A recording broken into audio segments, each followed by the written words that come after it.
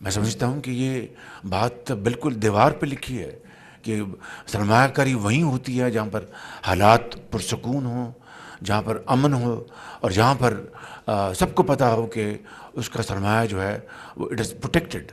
Petrol کی قیمتیں بدستور، وہ یہ 5واں موقع ہے کہ ایوری 2 ویکس قیمتیں اس میں کم ہوئیں، ڈیزل کی قیمتیں کم ہوئیں۔ یہ اللہ تعالیٰ کی خاص مہربانی کرم کے پٹرول کی قیمتیں سستی ہوئیں، تو in the end of the day غریب آدمی کو اس کا ریلیف ملا۔ اور اب جب سعودی ڈیلیگیشن آ رہا ہے اور $2 ارب سے زیادہ ہماری ان کے ساتھ ایگریمنٹس یا MOUs ہونے ہیں، تو اس سارے اس ایفرٹ کو سبوٹاج کرنا یہ پاکستان کے ساتھ سب سے بڑی دشمنی ہے، اور میں سمجھتا ہوں کہ ہم انشاءاللہ اس کو ہونے نہیں دیں گے کسی صورت بھی۔ I will not allow repeat of 2014-15 جو سازش ہوئی تھی۔ We will not allow this, we will not tolerate this, and under no circumstances this will be allowed at all, at any rate, at any cost. یہ میرا قوم سے وعدہ ہے، میں اس کو نہیں ہونے دوں گا انشاءاللہ۔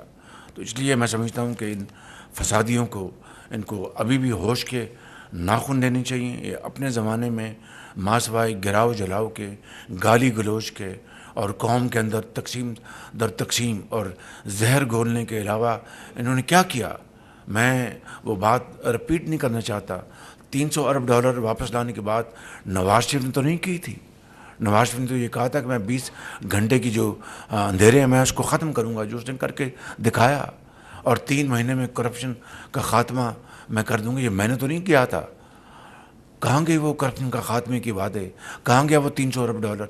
وہ 3 پینیز بھی نہیں آئے پاکستان کے اندر۔ تو کہنے کا مقصد یہ ہے کہ گورننس، ملک کی خدمت ایک بڑا سنجیدہ ایک یہ معاملہ ہے۔ ایک آج اگر پاکستان کے اشاریے بہت بہتر ہوئے نواز شریف کی لیڈرشپ میں، آج دوبارہ یہ مخلوط حکومت بھرپور کوشش کر رہی ہے اور اپنا پورا حصہ ڈال رہی ہے۔ پوری دنیا اس کی ایک قسم کی اس کو اکنالج کر رہی ہے۔ میں تحسین کی لفظ استعمال نہیں کروں گا، اکنالج کر رہی ہے کہ واقعی، اور ایسے جو ہمارے ناقد ہیں انڈیپینڈنٹ، وہ لکھ رہے ہیں کہ بھئی ایک اچھا ایک ڈائریکشن پاکستان کو ملی ہے، لیکن اب حکومت کو چاہیے کہ وہ اب ایسے محتاط طریقے سے چلے کہ دوبارہ وہ بوم اینڈ بسٹ والا معاملہ سائیکل وہ دوبارہ نہ اٹھے۔ تو میں سمجھتا ہوں یہ سارے وہ تمام معاملات ہیں۔ ایک طرف دہشت گردوں کے خلاف دن رات افواج پاکستان کے افسران بھی، پرسوں بھی ایک لیفٹنٹ کرنل شہید ہوئے، 6 ان کے ساتھی، پھر اسی رات 6 اور شہید ہوئے۔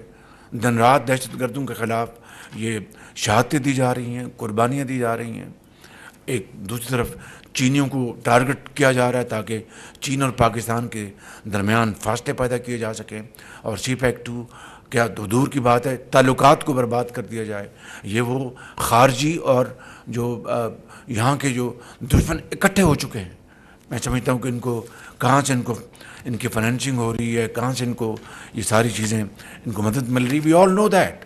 تو میں سمجھتا ہوں کہ آج میں اس کیبنٹ کی میٹنگ میں بڑے ادب کے ساتھ میں اپنی قوم کے اپنے بھائیوں اور بہنوں کو گزارش کرنا چاہتا ہوں کہ یہ اب بھی اگر ہم نے ہوش کے ناخن نہ لیے، اور اب بھی ہم نے اپنے دشمنوں کو اور دوست نما دشمنوں کو نہ پہچانا، دین گاڈ ہیلپ اس۔ اس لیے میں سمجھتا ہوں کہ ہمیں آج اس بات کا ہر طور فیصلہ کرنا ہے کہ ہم انشاءاللہ اس جو پچھلے 7 ماہ میں اجتماعی کاوشوں سے اور دن رات کی محنت سے جو ہم نے اچیو کیا ہے، نہ صرف ہم نے کسی صورت اس کو ہم نے نہیں کھونا، بلکہ اس کے اوپر ہم نے مزید اضافہ کرنا ہے اور دن رات محنت کرنی ہے۔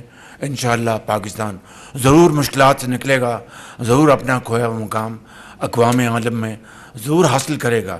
شرط یہ ہے کہ محنت اور محنت، اس کے علاوہ کبھی پھونکوں سے، جادو ٹونوں سے کسی قوم نے نہ ترقی کی ہے، نہ کبھی اپنا مقام حاصل کیا ہے۔